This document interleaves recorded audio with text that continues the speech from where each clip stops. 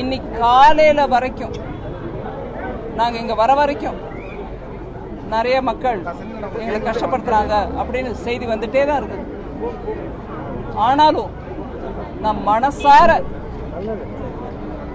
Chennai ஹைகோர்ட்டுக்கும் supreme கோர்ட்டுக்கும் நன்றியை தெரிவிச்சுக்கிறேன். என்னோட இருந்த ஒவ்வொருத்தரும் அதை தான் ஃபீல் பண்ணாங்க. நடுவில் ஹைகோர்ட்லேருந்தும் சுப்ரீம் கோர்ட்லேருந்தும் ஆணை பிறப்பிச்சிட்ட உடனே செய்தி கிடைச்ச உடனே அங்கே நாங்கள் தெரிவிச்சுட்டு அதுக்கப்புறம் அந்த டெலிவிஷன் ஸ்க்ரீனை கொண்டு வந்து வைக்கிறதுக்கு அனௌன்ஸ் பண்ணப்போ கர ஒலி ஆனந்தத்தில் மக்கள் ராமராமான் அண்ணடும் அப்படின்னு சொல்கிறோம். அந்த ஒலி கேட்டு பிறகு அந்த டெலிவிஷன் மூலமாக லைவ் டெலிகாஸ்ட்டை பார்த்தோம்.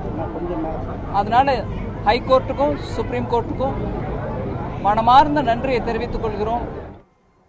ஆளுநர் கூறியது போல் இந்த ஆட்சியை பொறுத்தளவில் எந்தவிதமான அச்சுறுத்தலும் யாருக்கும் கிடையாது. என்னுடைய பக்கத்திலே கூட உட்கார்ந்திருக்கின்றவர் ஒரு பட்டர் தான்.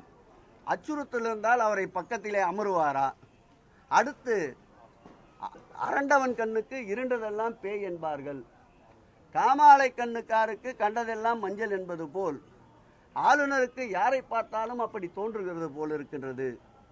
ஆளுநர் வந்து சென்ற பிறகு பத்திரிகையாளரை சந்தித்த அந்த திருக்கோயிலுடைய பட்டர் உயர் திரு மோகன் அவர்கள் தெளிவாக பேட்டியிலே சொல்லியிருக்கின்றார், எங்களுக்கு எந்த விதமான அழுத்தமும் இல்லை, எந்த விதமான அச்சுறுத்தலும் இல்லை, நாங்கள் சுதந்திரமாக இருக்கின்றோம்.